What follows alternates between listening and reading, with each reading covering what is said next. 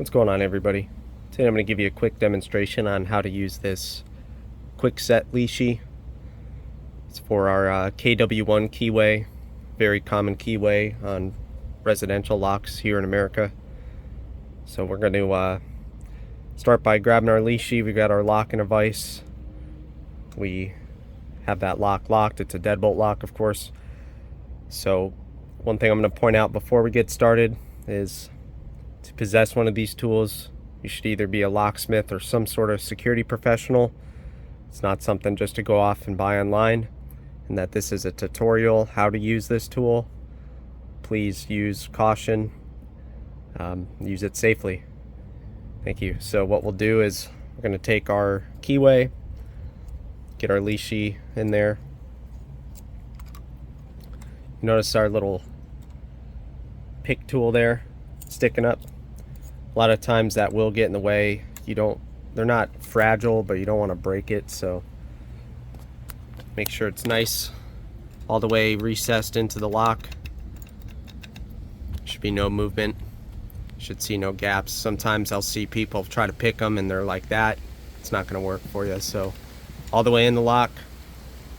Put some lubricant in there if you have to, and then we'll notice that this tension arm comes out, and then we've got our pick tool. So before we get started, you'll notice over here on the tool itself, we've got our spacing and our depths. So we've got space 1, 2, 3, 4, and 5, and the depths of 1, 2, 3, 4, 5, and 6. Not only can you pick the lock with this tool, but you're able to read the key that it's keyed up for. So if you have an originator, something to make it, you can make a key for it if all keys are lost. It's very helpful for lockouts where they don't know where their keys are, and etc. I'm gonna put this phone down so you guys can get a good look while I pick over the lock. Okay, so now that I've got the phone in a spot where I can use both hands, we'll go ahead and give this lock a go to pick it. So what I'm going to do is put some tension upwards on the tension arm, and then from there you should be able to feel the tension and the pins that need to be picked over. So I'm going to show you this here. So 5 is pretty springy, 4 is springy, 3 springy, 2 springy, and 1 is stiff. So I'm only going to be picking the 1 here, at least for now. So we're going to, with the tension, pull down on our pick. It's between a gentle and a firm enough push down to where it picks over, but you don't want to over pick it. Now this will happen more so on cars, so get used to it on the house locks first. It's a lot easier. So we're still got some tension there. Push down, and there we go. Our 1 has been picked. So let's go to 2. You remember how our 2 is springy? Well, now it's not. So that needs to be picked now as well. Same thing. We'll put down some force. We felt a nice pop. It's been picked. I'll show you again that 2 is now springy. We'll move to 3. 3 is now stiff. We'll go down with that. Felt a nice release. Now we got some spring in action on 3. Here's 4. Now 4 is still good, so we're not going to mess with that. It's still springy. Let's see what 5's got. Now 5 is stiff, so when we turn that, it's probably going to turn the lock. And there we go. So there's our picked lock.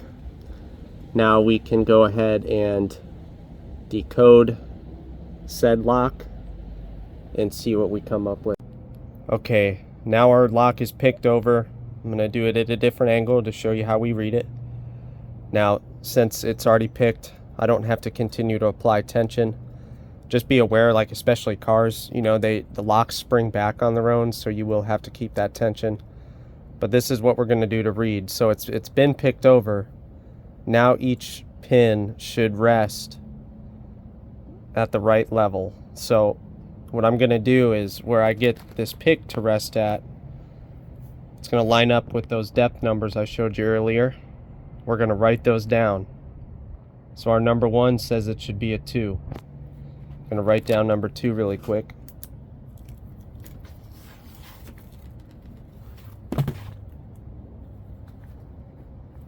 Let's go to number 2. Number 2 is a 4.